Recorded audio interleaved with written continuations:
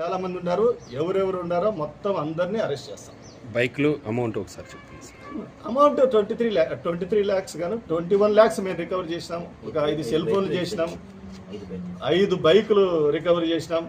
ఇంకా మిగతా వాళ్ళు కూడా ఉన్నారు, వాళ్ళకు కూడా రికవర్ చేస్తాం. మెయిన్ డబ్బుగా ఇది కాబట్టి ఇమ్మీడియట్గా ఖర్చు చేస్తే వీళ్ళంతా బేకార్ బ్యాచ్. ఇదంతా ఏం డబ్బులు ఏముంటారు, బేకారుగా తిరగడం, తినడం, తాగడం, ఇది పనులు చేసుకుంటున్నాం. వీళ్ళకు ఏ విధంగా శిక్ష ఏ విధంగా పడాలో చేపించేస్తాం.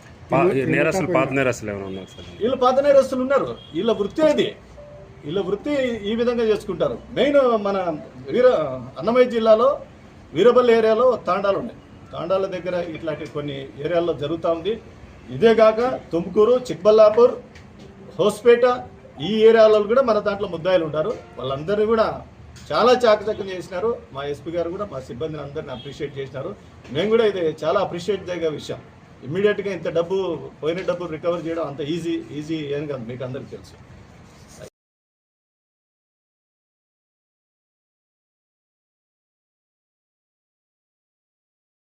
రాంకాల్ వచ్చింది సార్ నైట్ 9 పైన.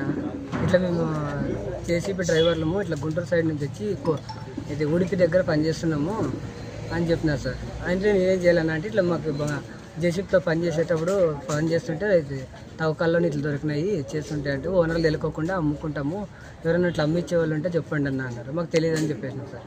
అట్లా 10 రోజులు ఫోన్ మాట్లాడుకోకుండా వచ్చినారు. కానీ రోజు ఫోన్ చేస్తున్నారు, నేను మాట్లాడలేదు సార్. 15 రోజులు అయిన తర్వాత మళ్ళీ చేస్తూనే ఉన్నారు కంటిన్యూ. మళ్ళీ మాట్లాడినాను. ఏమన్నా అంటే మీరు బీదోళ్ళు అంటారు, ఏదో బాగుపడతాము, ఎవరైనా ఉంటే చూపించండి అన్న, చెప్పండి అట్లా, ఏదో మీకు అంత ఇంత ఉంటుందిలే అని చెప్పినారు. నా దగ్గర ఏం లేవన్నా, మాకు దాని గురించి తెలీదు, మేము పొద్దున్న లేస్తేనే కూలి పోయాలని చెప్పేసి అంటే అన్న చూడన్నా అంటే నేను అనుకుని అని రోజు సతాయిస్తున్నాడు అని ఫోన్ చేసి ఎవరు అతను ఇక్కడ గుంటూరు అతనంట అని మా అన్నకి చెప్పేసి సార్. అంటే ఎవరు ఎక్కడ అంటే వీడియో కాల్లో చూపించారు సార్. దండది ఇట్లా 3 కేజీన్నర 3 కిలోలు ఉందన్నారు సార్. అన్న తర్వాత అన్న రియల్లో కాదని చెప్పినవి అన్నారు సార్.